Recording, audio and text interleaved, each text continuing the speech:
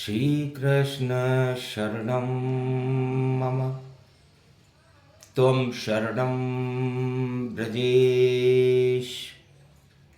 खबर one news channel के वाणी ज्योतिष मार्गदर्शन कार्यक्रम में सभी श्रोताओं का अभिनंदन है। हमारे इस लोकप्रिय कार्यक्रम को आप ज्योतिष ज्ञान को बढ़ाने के लिए लगातार सुन रहे हैं। इसकी लोकप्रियता चरम पर है और आप धर्म के मार्ग को, ज्ञान के मार्ग को, अपने आप को जानने के लिए ज्योतिष विद्या का अनुसंधान स्वयं कर रहे हैं कुंडली के माध्यम से।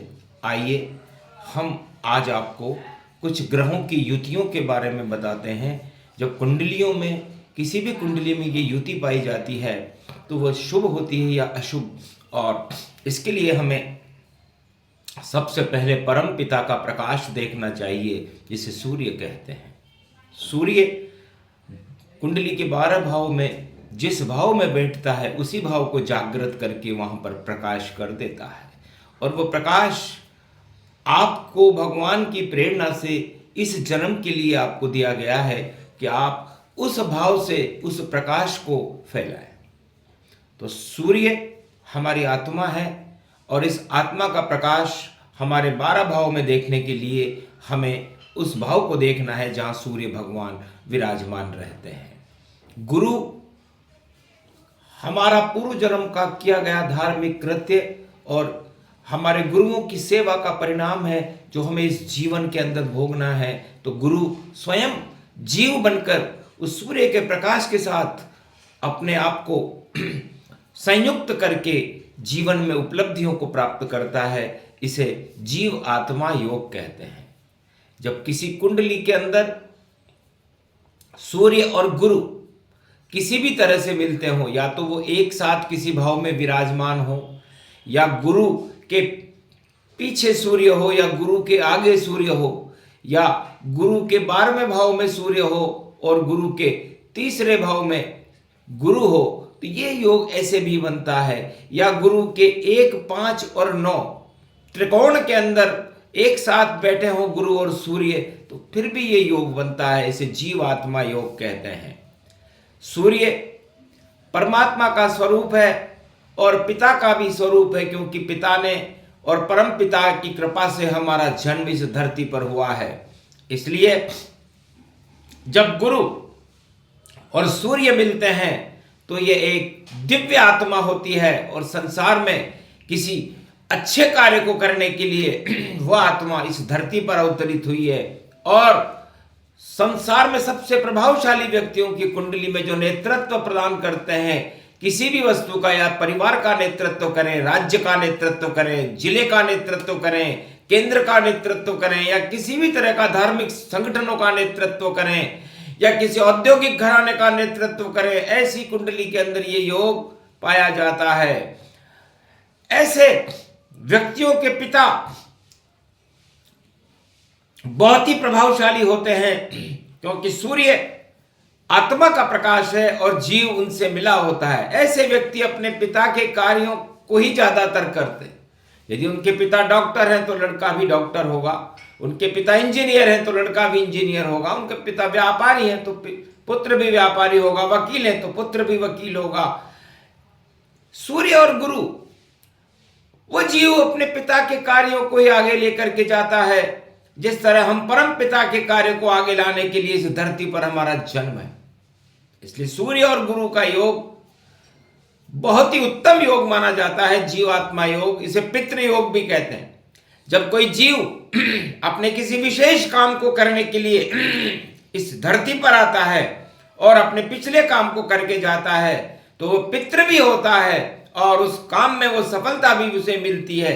इसलिए जिस जातक की कुंडली में ये योग हो, सूर्य और गुरु एक साथ विराजमान हो, तो सबसे पहले उसका क्या फल है और हम उसको और ज्यादा उन्नत कैसे करें, तो अपने पिता और अपने देश और भगवान राम के मंदिर में जाकर के उसे सेवा करनी चाहिए, पिता के चरणों को छूना चाहिए, पिता की सेवा करना चाहिए। तो ये योग और ज्यादा प्रज्वलित हो जाता है, क्योंकि राम सूर्य वंश में हैं और जिनके ये योग है उन्हें अपने इष्ट देव और अपने पिता की आराधना करके और सत्य का मार्ग पर चलकर अपना प्रकाश फैलाना चाहिए। तो सूर्य हमारी आत्मा है और सूर्य और चंद्रमा का, सूर्य और गुरु का ये योग, जीवात्मा योग, मुक्ति तक उस आत्मा को लेकर के जाता है और वो जीव परमात्मा से मिल जाता है यदि वह शुभ कार्य इस जीवन में करे। इसमें जिन व्यक्तियों की कुंडली में गुरु या सूर्य नीच का होता है, तब ये योग उन्हें काफी दुखी भी करता है, सफलताएं मिलने में उन्हें कठिनाई होती है।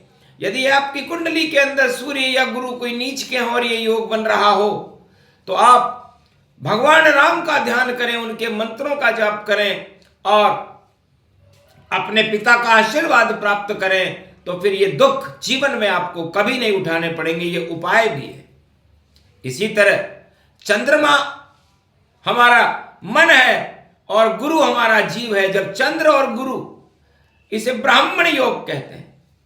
ब्राह्मण योग का मतलब होता है कि जिसकी कुंडली में ये योग होता है उसे मिष्ठान खाने का बड़ा शौक होता है, यात्राएं करने का बड़ा शौक होता है और ऐसा व्यक्ति पर्वत में, जंगलों में और भ्रमण कर भोजन करने में बड़ी उसकी रुचि रहती है और ऐसे व्यक्ति के ऊपर आरोप भी ज्यादा लगता है। ब्लेम, चंद्र गुरु योग एक आपके ऊपर कलंक भी लगाएगा, इसलिए आप वही कार्य करें जिससे आपके ऊपर कोई कलंक न लगे।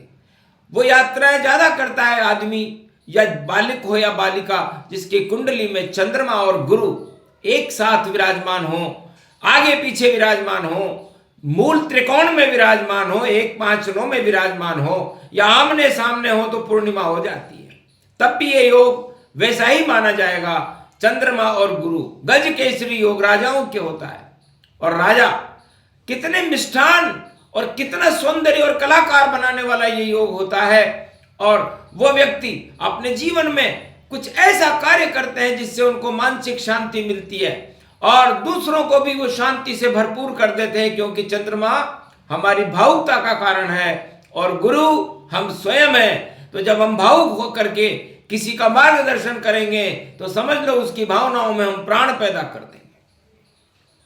तो चंद्र गुरु और सूर्य गुरु वाला व्यक्ति भी जीवन में किसी भी समस्या का समाधान करने में सक्षम होते हैं। इसलिए ये दोनों योग आपकी कुंडली में यदि आपको नजर आते हैं तो समझ लीजिए आप बहुत सौभाग्यशाली व्यक्ति हैं। और चंद्रमा और गुरु यदि इनमें से कोई ग्रह नीच का हो तो वह व्यक्ति को काफी दुख देता है, उनको काफी कलंकों का सामना करना पड़ता है, उनके ऊपर कई आरोप प्रत्यारोप लगते हैं और मानसिक रूप से वो कमजोर हो जाता है। इसलिए चंद्रमा और गुरु मजबूत हों, अपनी राशियों में बैठे हुए हों और नीच के न हों, तो ये दोनों योग उस जातक की कुंडली में, क्योंकि ये सूर्य हमारी आत्मा है और मन हमारा चंद्रमा है, तो ये मन